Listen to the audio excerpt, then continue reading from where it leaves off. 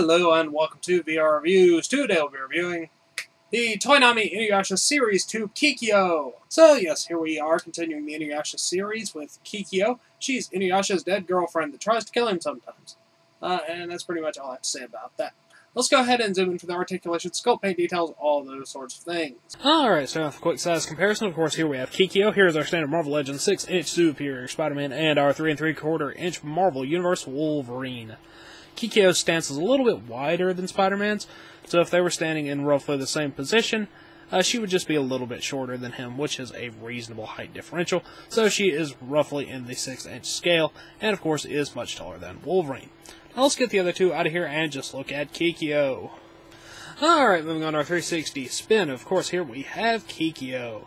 She is wearing that priestess kimono, which has the white top and the red bottom, a little bit of red stitching on the big flared out wrists. She has one pointing hand, which has a hole in it for holding the bow, and then another holding hand for the arrow. She is unfortunately pretty much always in that position. She has very big baggy pants down there at the bottom, with a little bit of sculpted detail to them, and then she has socks and sandals down there at the bottom of her feet. That wraps it up for all the body detail, so let's zoom in on that head sculpt.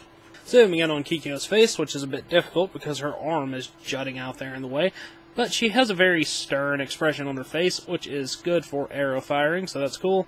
Nicely painted eyes and a nondescript nose and mouth. You can also see a bit of the sculpted arrow on her hair, which is also good. Now let's zoom out and look at some articulation. Articulation-wise, Kikyo might as well not have any articulation. Her head doesn't really turn. Her wrists both turn. And then she's got a waist cut, which is somewhat useful.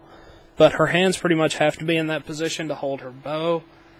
So the only thing you really can get any use out of is the waist cut.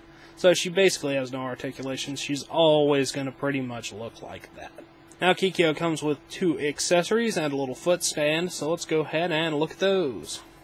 Here are Kikyo's accessories. She has a light brown long bow, a little bit of grip there. It has a real stretchy string on it. You actually have to take the string off of it to get it in her hand, which is a bit annoying. Brown arrow here, brown shaft, white fletchings, white arrowhead, and then she has a little clear foot peg thing, which helps her stand up, which she's not particularly good at. Now let's move on to the packaging. Packaging-wise, Kikyo comes in the standard for this series. InuYasha, Toonami logo up there, picture of Kikyo, big window there in the front. On the back you get a picture of the figure. Other figure in Series 2 is Shomaru.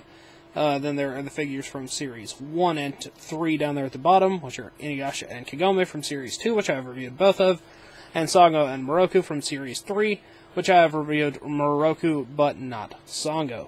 And then there is the PS2 game, InuYasha and the Secret of the Cursed Mask, which is actually a really good game, at least in my opinion. As always, these are good for in or out of package display, so yeah, Kikyo. Alright, that wraps it up for Kikyo, so until next time, goodbye! Hello, you've just watched one of my videos. Feel free to like, comment, and subscribe if you enjoyed my videos. If you didn't, run away and never return.